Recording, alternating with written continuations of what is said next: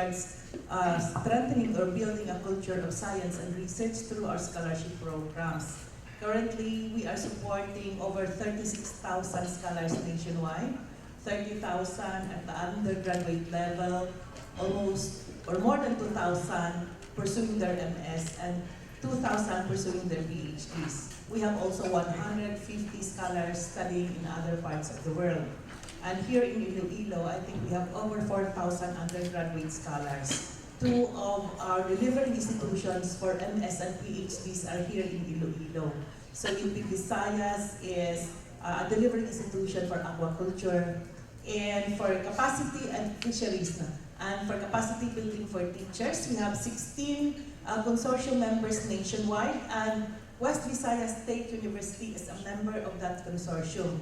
And I'm very happy to announce that of the 16 universities, West Visayas University has the highest number of students and graduates in both MS and PhDs.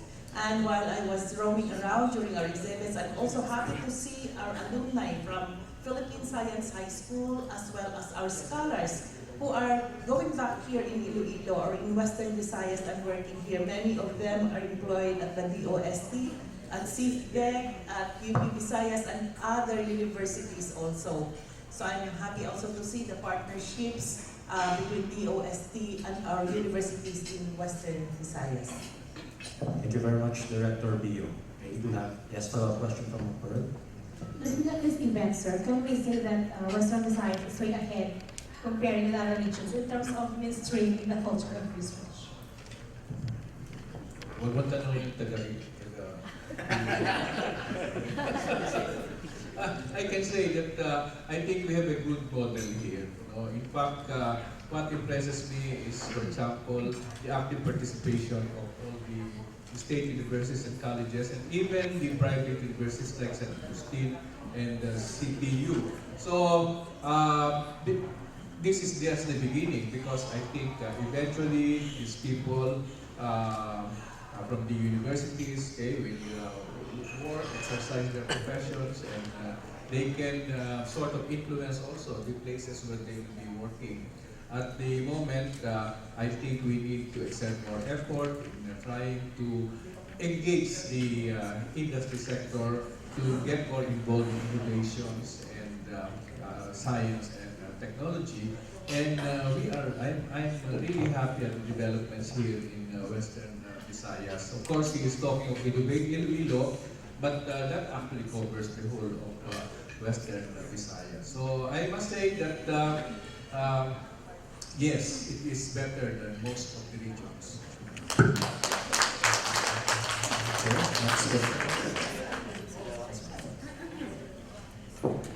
Sir, I don't know who could answer this one, but the first question is about the new lab.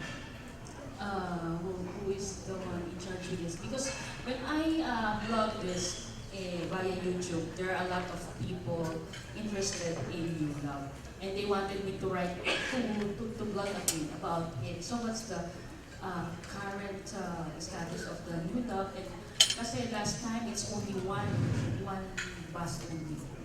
So what do you project in doing this for long term for Filipinos around the Philippines? Yes, that's the first question. So we have actually 2 mobile laboratory buses, the only mobile laboratory buses in the entire Philippines. No? So the first bus is Explorer, we call it Explorer 1. It has modules and hands-on equipment for promoting science from grade 7 to grade 10. And we have module developers, mostly among them are our scholars, and they also serve as the resource person. The new lab, which was launched only just July during the National Science and Technology Week, is really intended for grades 11 and 12 students kasi mas higher version doon ng pinopromote natin like material science, space science, technology and engineering, ICT, no? So mga higher versions. And these buses go around the country promoting science, especially in yung Explorer bus natin goes around the country promoting the love for science among children para may feeder tayo sa STEM natin, no?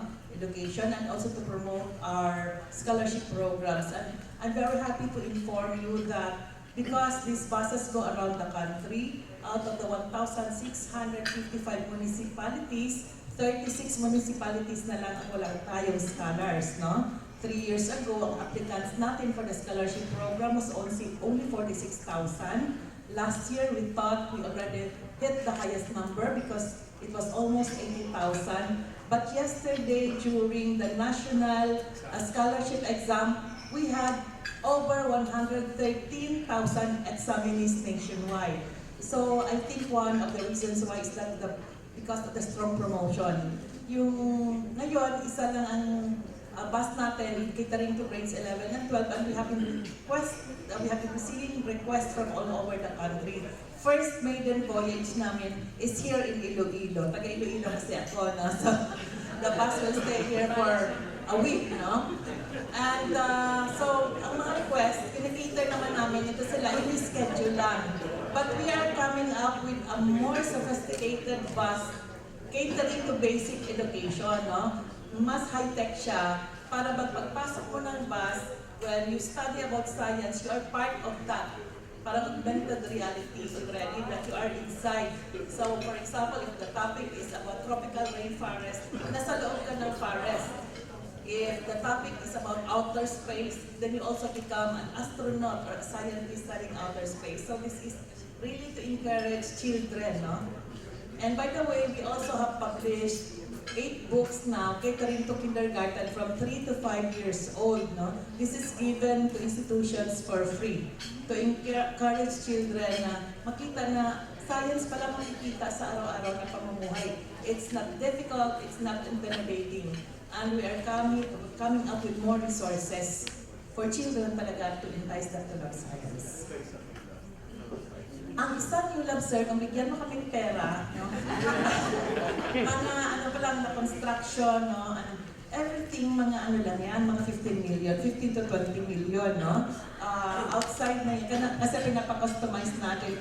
We have a lot of partners also na nagbibigay ng mga free equipment. But then, sabi ko, sir, atin na lang ang budget na gamitin natin. Huwag na tayo humingi. Kasi mas high-tech at mas yung...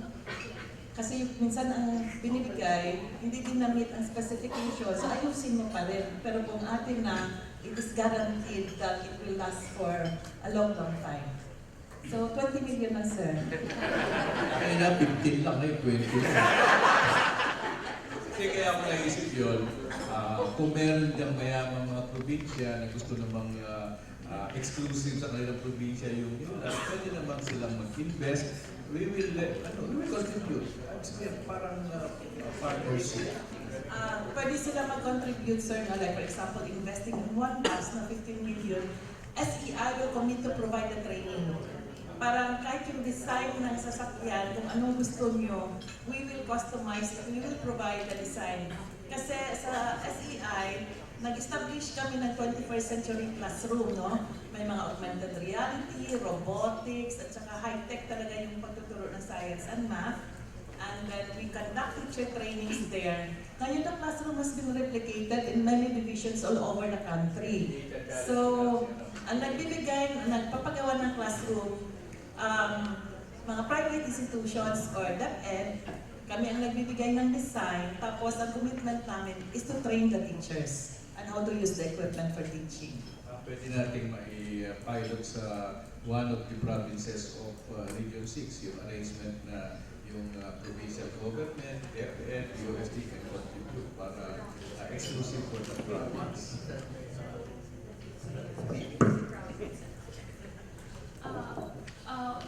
In connection with that, how many children or high school students would you think will accommodate this nationwide, having that 1 or 2 buses?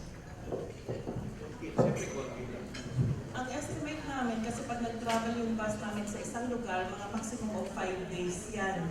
So in 5 days, we can train, for one bus alone, we can train about mga 2,000 to 3,000 students in 1 week. 1 week. What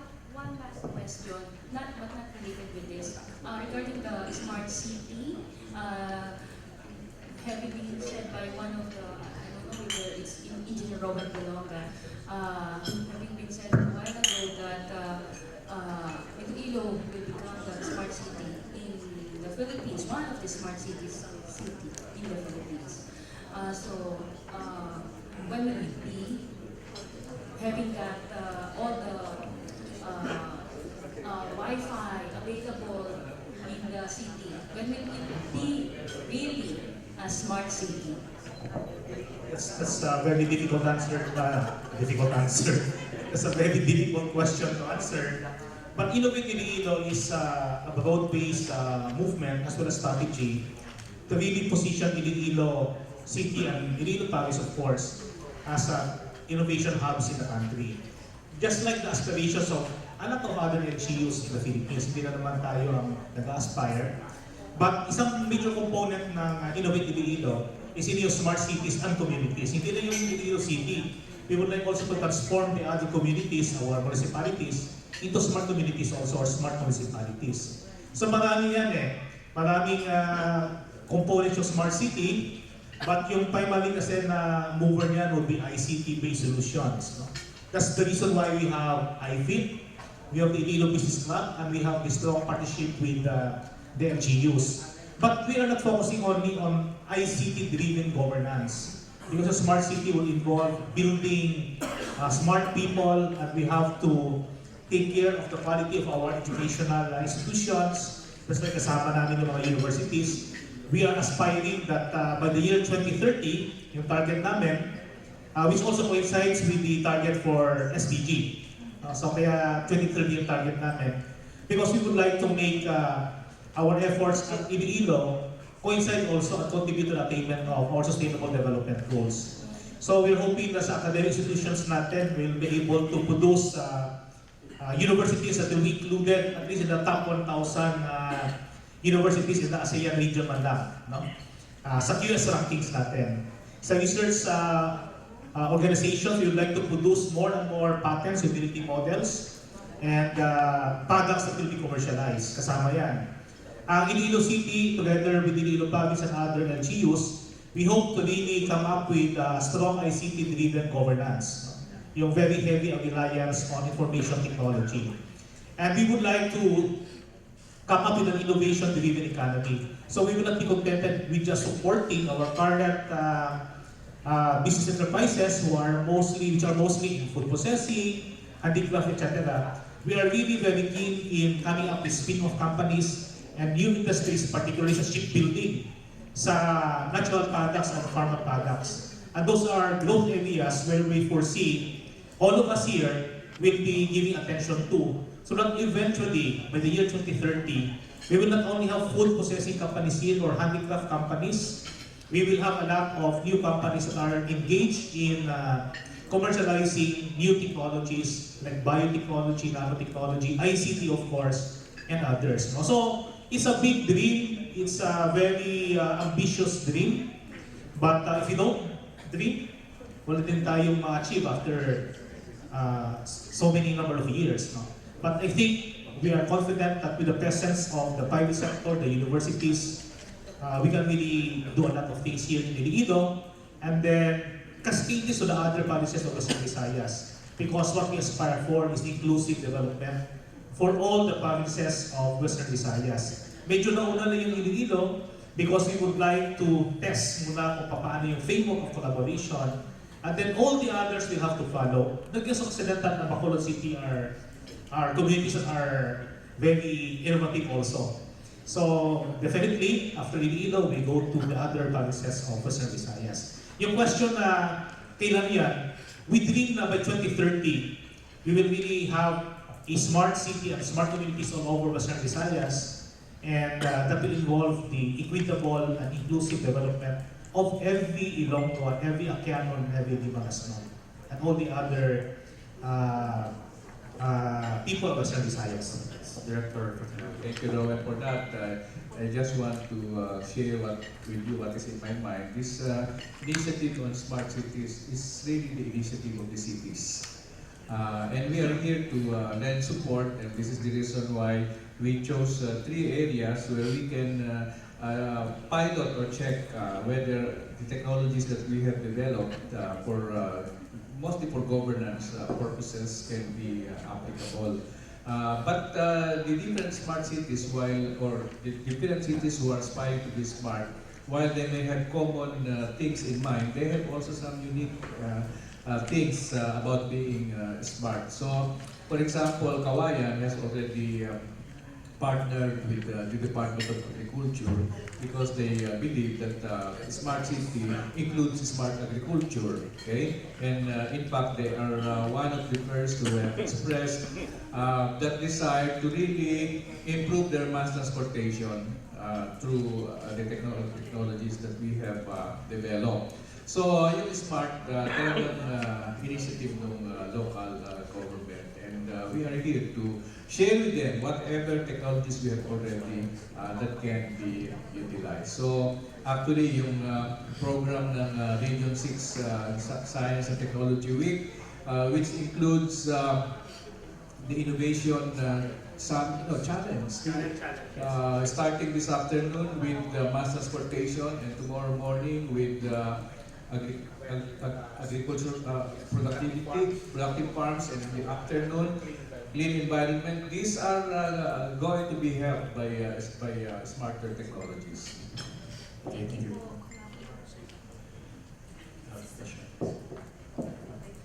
From the business. Just to add to what has been said by Sir Wen and Secretary, the private sector has been committed. If you, December kami, we started this conversation on our own. We were talking to Sir Jesnaf kanina na the institutions represented under Innovative EU they have been doing our own programs and projects. No? So the province of Iloilo, for example, they have developed yung MAIS already, the Municipal Agriculture Information System. They have been updating the BPLS of their municipalities to keep them competitive also when it comes to processing investments. IFIT has been campaigning for investments to grow our ICT industry. From our end naman, we have been doing a lot of work to help businessmen. But kanya-kanya yung effort. That's why we welcome really the collaboration under the umbrella ng Innovate Iloilo. So we can streamline.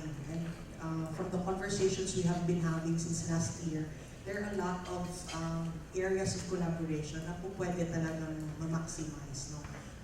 Resources-wise, yung projects that we pursue, and completing the roadmap will be an important step for Innovate Iloilo.